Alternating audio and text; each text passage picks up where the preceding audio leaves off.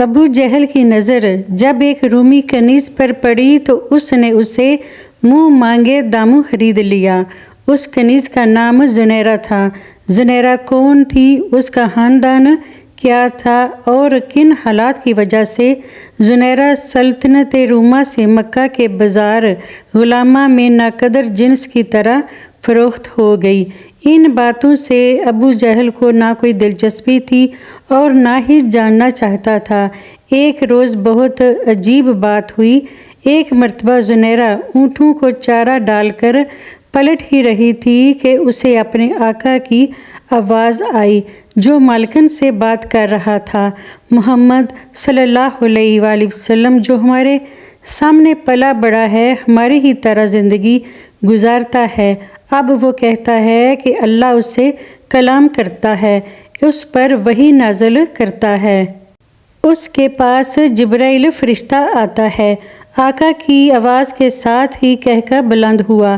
زنیرہ کو دیکھتے ہی مالکن نے روب دار آواز سے اسے بلایا، او زنیرہ، ادھر آ اور میرے پاؤں دبا۔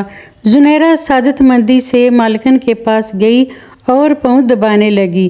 کچھ دیر بعد مالکن نے ابو جہل سے پوچھا، محمد نے ایسا کب کہا؟ ابو جہل نے کہا، آج ابھی محمد صلی اللہ علیہ وآلہ وسلم نے مکہ کے سارے اکابرین کو بلایا تھا۔ پہاڑ کے قریب اس نے پوچھا کہ اگر میں کہوں کہ اس پہاڑ کے پیچھے سے دشمن کی فوج آ رہی ہے تو کیا تم یقین کر لوگے؟ سب نے محمد صلی اللہ علیہ وآلہ وسلم کے گزشتہ کردار کو دیکھتے ہوئے کہا، ہاں ہم یقین کر لیں گے، کیونکہ ہم نے ہمیشہ آپ کو سچا اور امانت دار پایا ہے۔ پھر اس نے کہا کہ سنو، مجھے اللہ نے پیغمبر بنا کر بھیجا ہے۔ اللہ نے مجھے تمہیں یہ بتانے کے لیے مبعوث کیا ہے کہ اللہ ایک ہے اور اس کے سوا کسی کی عبادت مت کرو، تمہاری تمام حاجتیں وہی اللہ پوری کرتا ہے۔ ابو جہل چند لمحے خاموش ہو کر بولا، حیرت تو یہ ہے، وہ کہتا ہے کہ سب انسان برابر ہیں۔ اس نے ایک بار پھر قہقہ لگایا اور کہا، آقا غلام کی تمیز کبھی مٹ سکتی ہے؟ کیا اعلیٰ اور ذلیل قبیلے برابر ہو سکتے ہیں؟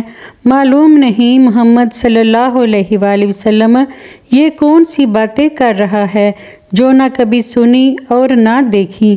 ابو جہل کی یہ تمام باتیں زنیرہ کی یادداشت میں رہ گئیں۔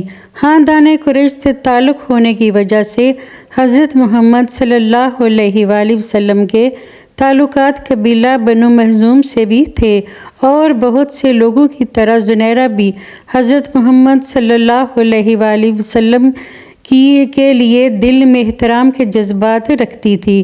پھر یہ عمرو بن ہشام کا معمول بن گیا کہ اکثر دن بھر عمرو اور اس کی بیوی حضرت محمد صلی اللہ علیہ وآلہ وسلم کے بارے میں زہر سے بھری گفتگو کیا کرتے تھے۔ ابو جہل حضرت محمد صلی اللہ علیہ وآلہ وسلم کے خلاف جتنا زہر اگلتا، اتنی ہی زنیرہ کے دل میں حضرت محمد صلی اللہ علیہ وآلہ وسلم کا احترام بڑھتا چلا جاتا۔ پھر ایک عجیب واقعہ ہوا۔ ابو جہل کی باندی سمیہ نامی بوڑھی کنیز نے زنیرہ سے حضرت محمد صلی اللہ علیہ وآلہ وسلم کے متعلق باتیں کرنا شروع کی۔ ایک رات سمیہ نے بتایا کہ آج شام سمیہ ان کے شوہر یاسر اور دو بیٹوں عمار اور عبداللہ نے اسلام قبول کر لیا ہے، اور زنیرہ کو ہدایت کی کہ یہ بات کسی کو نہ بتانا۔ حضرت سمیہ کا خاندان چوری چھپے نور نبوت سے اپنے قلب روح کو منور کرتا رہا۔ سمیہ نے زنیرہ کو بتایا کہ رسول اللہ صلی اللہ علیہ وآلہ وسلم کا یہ پیغام لے کر آئے ہیں کہ اللہ ایک ہے، اللہ ہی کی عبادت کرو اور اپنے تصور و خیال سے بنائے گئے تمام بتوں کو توڑ پھینکو۔ اللہ نے تمام انسانوں کو آزاد پیدا کیا ہے اور سب انسان آپس میں برابر ہیں۔ نہ عربی کو عجمی پر فوقیت حاصل ہے اور نہ ہی عجمی عربی سے بڑھ کر ہے۔ اللہ کے نزدیک بزرگی کا صحیح حقدار اور پسندیدہ وہ ہے جو متقی ہو، جس کے اندر اللہ تعالیٰ کی صفات کا نور ہو۔ ان باتوں میں زنیرہ کے بے شمار سوالوں کا جواب موجود تھا۔ ایک روز وہ کسی طرح حضرت سمیہ کے ساتھ بارگاہ رسالت میں حاضر ہوئی۔ سراپا محبت و رحمت ہستی نے شفقت سے اس کے سر پر ہاتھ پھیرا اور دعائیں دیں۔ برسوں کی محبت کے لیے ترسی ہوئی زنیرہ کی آنکھیں ڈبڈبا گئیں۔ دل میں دبی ہوئی محرومی کا آتشفشاں گویا پھٹ پڑا اور وہ پھوٹ پھوٹ کر رونے لگی۔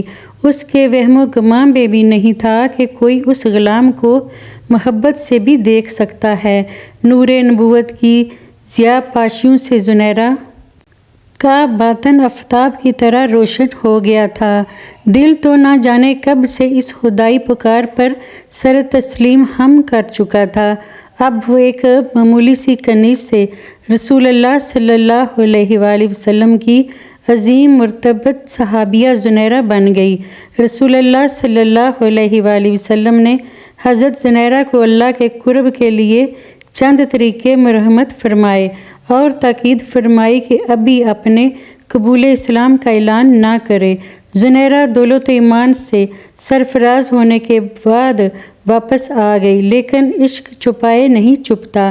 ابو جہل کو آخر معلوم ہو ہی گیا کہ زنیرہ مسلمان ہو گئی ہے اور عشق حقیقی پر قدم رکھ دیا گیا ہے۔ پھر اس کی جہالت اور ظلم کا وہ باب کھلا جس کی وجہ سے اس کا نام ابو جہل مشہور ہو گیا، اور آج بھی اس کا اصل نام عمرو بن ہشام بہت کم لوگ ہی جانتے ہیں۔ ابو جہل نے حضرت زنیرہ پر ظلم و ستم کے پہاڑ توڑنا شروع کر دیے۔ ابو جہل حضرت زنیرہ کو اتنی بری طرح زد و کوب کرتا کہ وہ بے ہوش ہو جاتی۔ وہ مار مار کر تھک جاتا، مگر اللہ کی یہ نیک اور صابر بندی سب کچھ سہ لیتی، مگر پائے استقلال میں ذرا بھی لرزش نہ آتی۔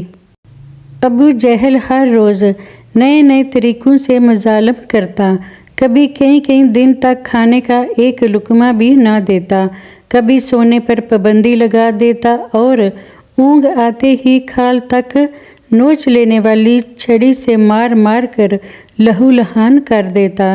حضرت زنیرہ کا پورا جسم زخمی رہتا اور اس میں سے خون اور پیپ رسنے لگتا، مگر اب وہ روح کے اس سفر پر گامزن تھی جہاں مادی جسم کو آدمی روح کے حول یا لباس کی صورت میں دیکھتا ہے۔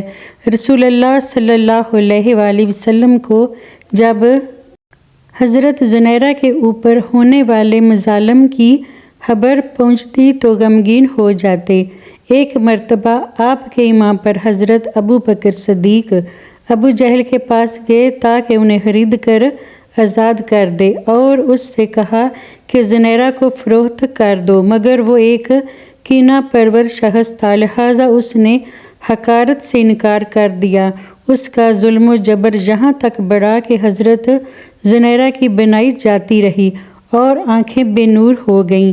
یہ دیکھ کر ابو جہل طنزیہ لہجے میں بولا، دیکھ، لات و عزیٰ نے تجھے اندھا کر دیا ہے، اب تو محمد کے دین کو چھوڑ دے۔ اس جملے نے حضرت زنیرہ کے دل کو تڑپا کر رکھ دیا، مگر وہ خاموش رہیں۔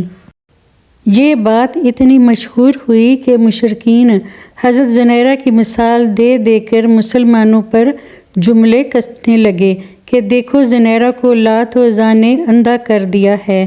ایک روز چند مشرکین نے یہ بات حضرت زنیرہ کے سامنے کہی تو حضرت زنیرہ نے تڑپ کر کہا، خدا کی قسم، لات و عزیٰ لکڑی و پتھر کے بنے بت ہیں، وہ کیا جانے کہ کون انہیں پوج رہا ہے اور کون نہیں پوجتا۔ اگر میری بنائی زائل ہو گئی ہے تو یہ مصیبت میرے لیے اللہ کا ایک امتحان ہے، اگر وہ چاہے تو میری یہ بنائی واپس بھی دے سکتا ہے۔ حضرت زنیرہ کی بات سن کر سارے مشرکین نے طنزیہ قہقہ لگایا اور زیادہ مضحکہ خیز انداز میں حضرت زنیرہ کی یہ بات سب کو ہنس ہنس کر بتانے لگے۔ پورے دن حضرت زنیرہ کی اس بات کا تذکرہ کر کے شرک و پیروکار قہقہے لگاتے رہے اور مذاق اڑاتے رہے اور مسلمانوں کے جذبات مجروح کرتے رہے۔ اگلے روز حضرت زنیرہ سو کر بیدار ہوئیں تو ان کی بے نور آنکھوں میں روشنی آ چکی تھی۔